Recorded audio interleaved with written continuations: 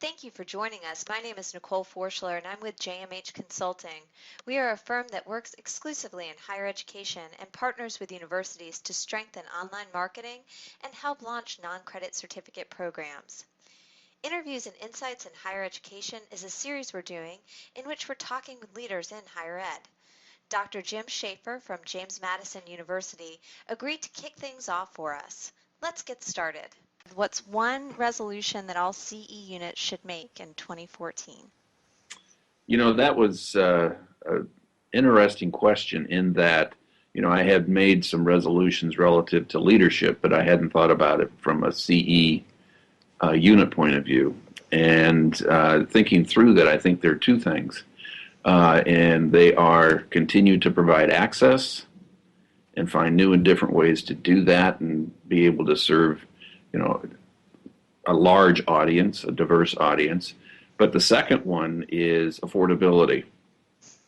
In that I think we can provide as CE units some leadership in terms of actually making it more affordable to complete your education rather than finding ways to get more money to pay for an ever-increasing cost.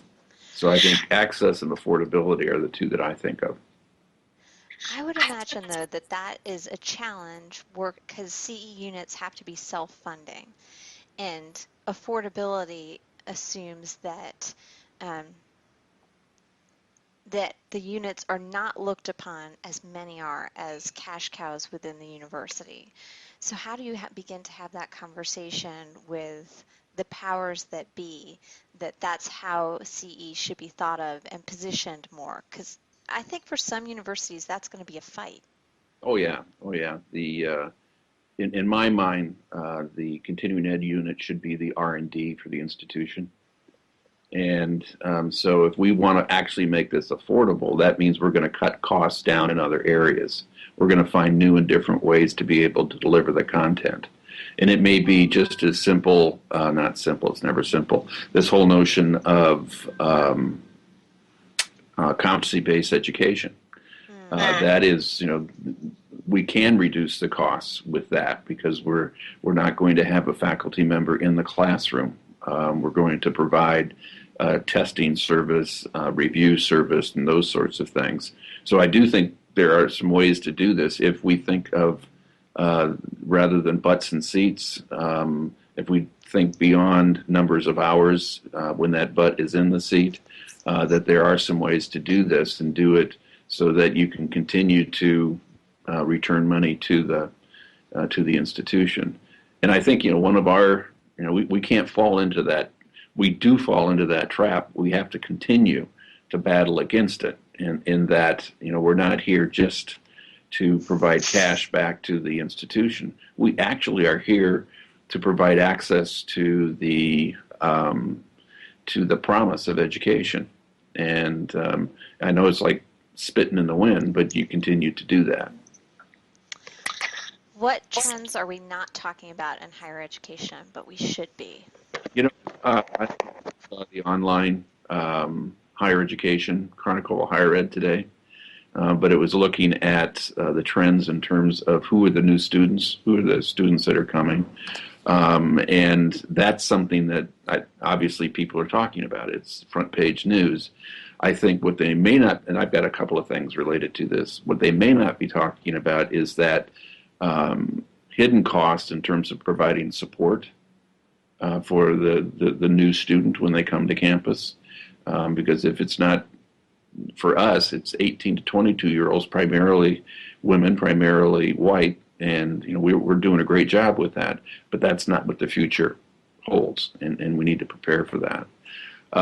The other piece that I thought about yesterday is I don't think we're talking about the degree gap enough.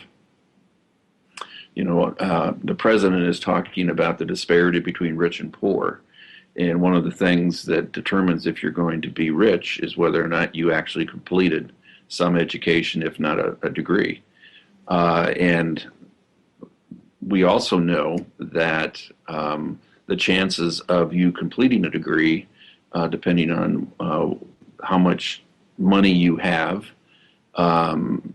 really starts to go down for those who have not. And so what we end up is this V that just gets bigger and bigger and bigger. And so we need to find a way to be able to close that degree gap. And if we're not able to do that, we're going to see a disparity that simply just won't serve our communities very well. What do you think will be most different in continuing education in 10 or 20 years? I think I've already mentioned this competency-based piece, and again, if we see the continuing ed units as the R&D, I think that over the next 10 to 20 years, we're going to provide the leadership in how this competency-based education fits. We've already seen it, as you know, up in Wisconsin. David Scable's done a great job of leading that effort. But I think that what we aren't doing right now is, if you come to campus, there's no conversation about competency-based, or mostly not. And I think that that's where we're going to see this blurring of lines between what we consider to be traditional continuing ed with providing similar services, similar types of education delivery mechanisms for our 18 to 22-year-olds. And if I were to add on to that, now that I'm just rambling along here, is that, for those of us here in the Commonwealth, we need to be prepared to reach out to our community colleges, because many of those kids are coming there, and their glide path is not to come to a 4-year. It's to go out and work and do something. And so how is it we interface with those individuals when they're ready to get more education? Prior education, I feel like it's going to be very similar to the conversations that we had around online education, because it's scary and people will say it diminishes the value of the university. I imagine the pushback to be similar. What do you think will be the one big push against that trend from the establishment, if you would? Well, I could see the faculty pushing back in terms of, does this person really understand History 101? And we've already started to have those conversations here, because one of the things that I'm trying to push right now is to take a small bite and actually create a course that's competency-based that would satisfy one of the Gen Ed requirements. And so it's an interesting, for me, place to start, because that's where I would anticipate the greatest pushback. And so, again, back to history, you really don't understand how to study history unless you sit with me and I guide you through this. And that the way to measure that competency is you can't do that with a test. Now, I think we probably can if we sit down and talk about what it is that we expect from people, what the outcomes are. The other pushback you talked about, and that is that if these students aren't butts and seats, how is it that we're getting the revenue that we need to be able to do the sorts of things we need to do? And again, I'm confident there are ways to work on that. A great example of where we're doing something at CE but not on campus is that we provide, we allow students to put together a portfolio for credits for experience. Now, we don't allow on-campus students to do that. And I think that as that population changes, we probably want to look at that as well. What are you doing at JMU that you're most excited about?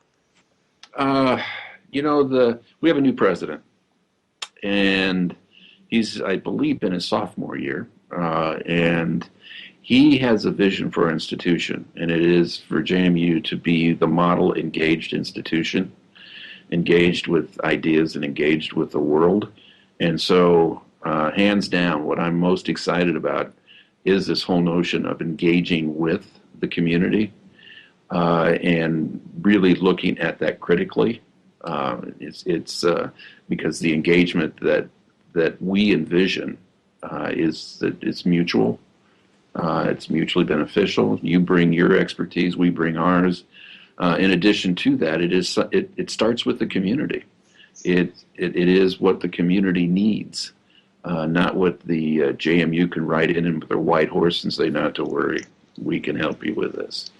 So that is something I'm extremely excited about. Okay. Well, for people just getting into higher education, what advice do you have for them? Well, and I would give this advice to anyone who's coming in, and that is don't be inward thinking. The huge mistake in my mind that we make in higher education is that we don't articulate, we don't demonstrate our value back to society. And we can look inward and say, well, of course we're doing God's work, because everyone needs to know what our gen ed. I mean, because that will make them enlightened citizens. Yeah, but not so fast. I mean, I think that to get to that point, we need to look out to our own community and then to our greater communities. And I define community as anything from local to global. And so that would be my bit of advice. That brings us to the end of our interview with Dr. Jim Shaeffer from James Madison University. We'd like to thank Jim for his time and his insights. We look forward to sharing more interviews with you in the coming months. Thank you.